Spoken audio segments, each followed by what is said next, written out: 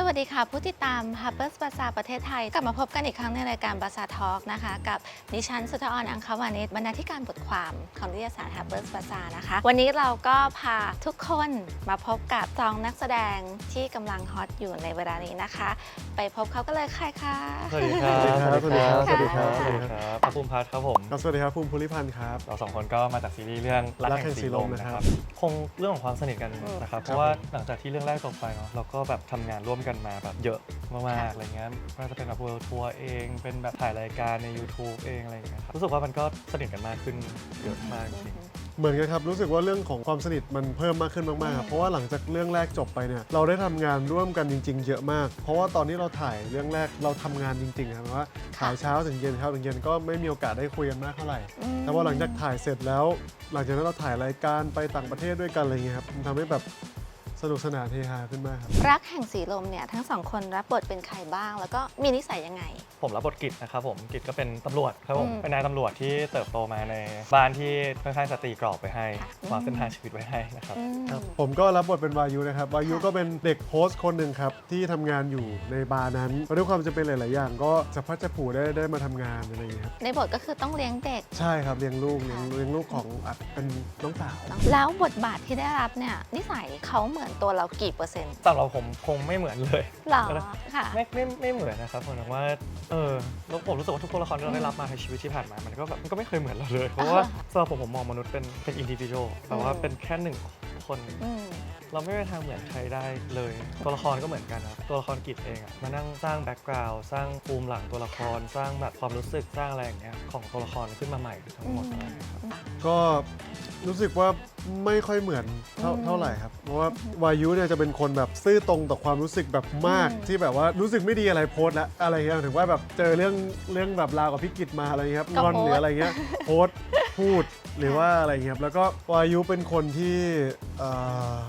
ล่าเริงกว่าอะไรเงี้ยครับ กว่า ใช่ แสดงว่าภูมินี่ไม่ใช่เลย สมมติเจอเรื่องอะไรมาเราเก็บไว้เราไม่โพสต์ ไม่ค่อยได้โซเชียลอะไรขนาดนั้นครับไม่ค่อยโพสต์แล้วก็ไม่ได้ล่าเริงเท่าวายุครับแต่ว่าภูมิเป็นคนแบบสนุกสนานเฮฮาปกติทั่วไปครับแต่วายุจะแบบน่าจะอีกขั้นหนึ่ง อีกคนหนึ่งรับบทเป็นตำรวจอีกคนหนึ่งรับบทเป็นเอนเตอร์เทนเนอร์ต้องฝึกตัวเองยังไงบ้างมีเวิร์กช็อปอะไรบ้างไหมคะ ผมเต้นแทบจะไม่เป็นเลยครับ ก็เลย ใช่ ต้องไปแบบไปฝึกเยอะมากอะไรเงี้ยเพราะว่าด้วยความที่ ต้องมีการ ใช่ครับ ค่ะ มันเป็นโชว์ที่แบบโชว์แล้วก็โชว์จริงจังอะไรเงี้ยครับแล้วก็หลายโชว์หลายบ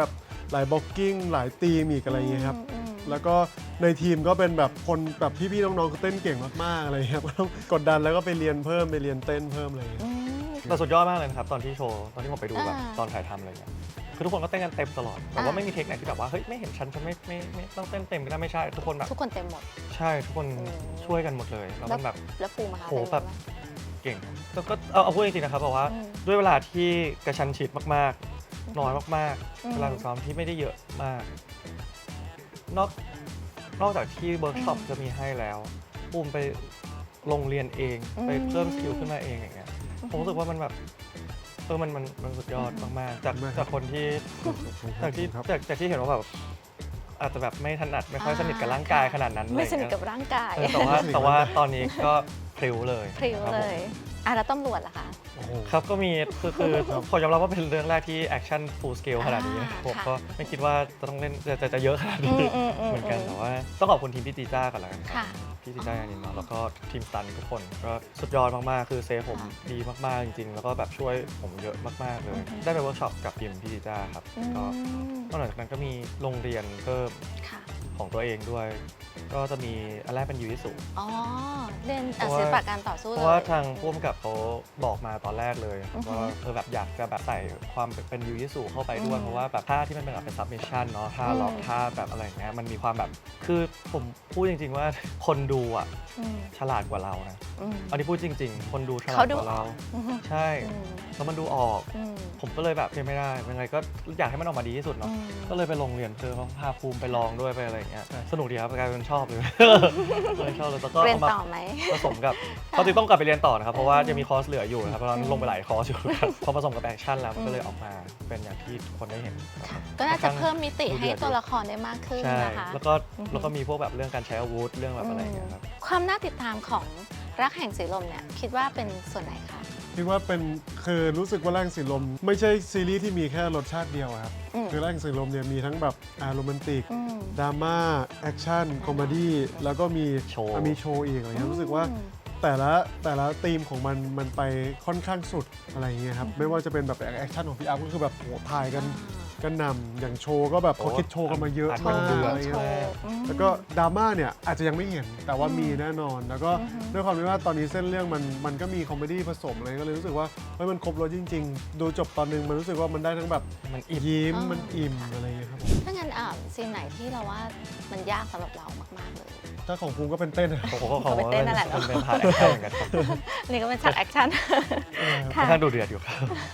ค่ะ ผมนึกถึงตอนเรียน ตอนเรียน นะครับตอนเรียนมหาลัยก็ไปบ่อยครับ ไปกินข้าวถ้าร้านอาหารที่ผมบอกเลยว่าผมเซียนมาก โอเค กินข้าวคาเฟ่อะไรเงี้ยไปนั่งทำงาน อืม นั่งทำเปเปอร์กับเพื่อนอะไรเงี้ยครับผม ค่ะ ของภูมิก็จริงๆอะภูมิแบบไม่ค่อยได้ไปไหน แล้วก็ อืม ไม่ค่อยได้แบบไปสีลมด้วยครับคืออ ม ถ้าภาพที่ภูมินึกถึงก่อนมาก็คือภูมินึกถึงบรรยากาศกลางคืนบรรยากาศแสงสีเสียง อืม พอได้มาถ่ายทำอะภูมิได้ถ่ายแบบว่าเราได้ถ่ายข้ามคืนกันเนอะ อืม ภูมิก็ได้มีโอกาสได้เห็นแบบซอยสีลมจริง ๆ แล้วก็ อืม ละแวกนั้นจริง ๆ ซึ่งมันรู้สึกได้ถึงชีวิตอะครับ อืม แต่ว่าตอนที่ถ่ายอยู่อะเสียงเพลงหรืออะไรต่างๆ มันดูแบบมันดู คน ตื่น ทำงา ตาน มัน ค ดู น แบ มา บสนุ เที่ ก ยว อะไร อะไร เงี้ยครับ เงี้ยครับ แล้วมุมมองเปลี่ยนไปเลยไหมคะหลังจากที่เรามาเล่นเรื่องนี้ ของผมก็เปลี่ยนไปนะผมรู้สึกว่าเฮ้ยมันดูมีชีวิตจังเลยอะไรเงี้ย อืม แล้วก็ภาพที่คิดมาก่อนหน้านี้คือ ไม่คิดว่ามันจะสนุกแล้วก็มีสีสันแบบนี้ด้วยครับมันดูมีความสดใสในตัวด้วยอะไรเงี้ย นี่เราถ่ายทำกันในสถานที่จริงใช่ไหมย่านสีลมจริงๆ มี มีครับ ถ่ายทำใน มี สถานที่จริงด้วยครับผ ค่ะ ม ที่บอกว่ากลับมาครั้งนี้ทั้งสองคนก็รู้สึกว่า เอ้ยเราสนิทกันมากขึ้น สนิทกันระดับไหนคะตอนนี้คือมีกิจกรรมอะไรที่มักจะทำร่วมกันหรือว่ามีอะไรที่แบบรู้สึก ความ ว่า จริงก็ ให้เร ทำงานนี่แหละครับแต่ว่าจังหวะที่ได้พักก็จะเป็นการถ่ายรายการอัพภูมิพักเนาะ อืม ใน YouTube ครับผม อ๋อ ก็เหมือนแบบว่าบางทีเราได้ไปเที่ยวด้วย อืม ไปทำกิจกรรม ค่ะ ไปอะไรอย่างงี้ด้วย แล้วก็ไปถ่าย YouTube ด้วยก็ อืม สนุกครับ อืม ใช่ครับอย่างบางทีแบบว่าไปแบบช่วงก่อนหน้านี้เราไป อืม เวิร์ทัวร์กันบาง อืม ประเทศเราไปกันแบบวีคหนึ่งอะไรครับก็มีโอกาสได้เที่ยวด้วยอะไรเงี้ยครับ ได้ไปประเทศไหนบ้างคะ ก็ค่อนข้างเยอะครับผมจีนญี่ปุ่นบราซิล ปารีส เตเวียดนามอะไรอย่างเงี้ยครับผม ใช่ครับผม อยู่ด้วยกันก็หลายจังหวะชีวิตมีเคยเถียงกันบ้างไหมเถียงกันเรื่องอะไร ไม่เคย ไม่ ไม่เถียงกันเลย ไม่เคยเลย รู้ใจเข้ากันได้สุด ค่อนข้างครับค่อน ใช่ ข้าง ๆค่ะอืมแล้วเราประทับใจอะไรในตัวอีกฝ่ายบ้างทั้งในการทำงานแล้วก็ชีวิตประจำวันค่ะ เพราะเราไม่เถียงกันด้วย ก็ยังตอบเหมือนเดิมนะ อืม คือความเต็มที่ของภูมิคือแบบ อืม ตั้งแต่เดย์วันที่เราเห็นแบบตั้งแต่เข้ามาแบบ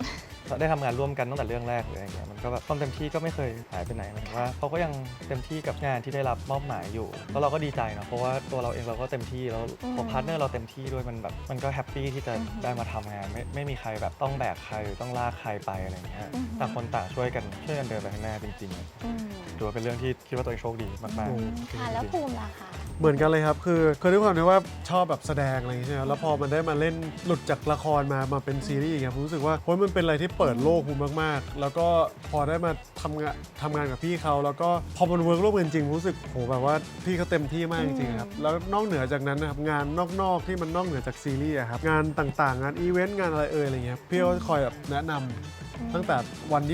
นแรกที่ผมได้ออกงานได้อะไรพวกเนี้ยครับคอยแนะนำตลอดน่าเป็นพี่อัพนะเรื่องงาน ๆก็มีแฟชั่นวีคครับ ค่ะ ที่ปารีสเป็นการเปิดโลกมากๆเหมือนกันครับผม อ๋อ ที่เราได้ไปแฟชั่นวีคแล้วก็การได้พูดคุยกับแบบโอเคทั้งศิลปิน ทั้งดาราทั้งแบบแฟชั่นไอคอนใส่ในงานหรืออะไรเงี้ยก็มันทำให้เราได้เห็นว่าโลกใบนี้มันยังมีอีกมากมายที่เราเรียนรู้เพิ่มเติมได้อีกทำให้เรารู้สึกว่าเราเป็นแค่สิ่งที่เรารู้มันเพียงแค่เล็กน้อยมากๆเทียบ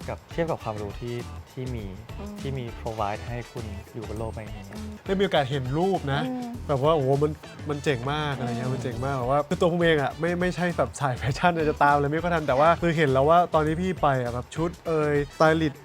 ต่างๆนานาคือมันดูสวยมากอะไรเงี้ยครับแบบว่าเป็นอะไรอีกหนึ่งคิดว่าน่าจะเป็นอีกความประทับใจหนึ่งที่แบบเกิดขึ้นกับพี่เขาเลยครับเอาจริงๆคือภูมิมองไม่ค่อยออกด้วยซ้ำครับเพราะว่าภูมิเองอ่ะไม่ได้ติดตามทางแฟชั่น อะไรแบบนี้เท่าไหร่ครับแล้วก็ด้วยตัวภูมิเองไม่ใช่สายแฟชั่นเพราะฉะนั้นแบบว่าคาแรคเตอร์การแต่งตัวสไตลิ่งอะไรเงี้ยภูมิอาจจะแบบไม่ค่อยทราบมากกลัวว่าจะไปแล้วจะแบบงง ไม่หรอกแต่เดี๋ยวพอถึงเวลาเราก็จะได้เอง ครับ เหมือนกับการที่แบบว่าเราเต้นไม่ได้แต่สุดท้ายเราก็เต้นได้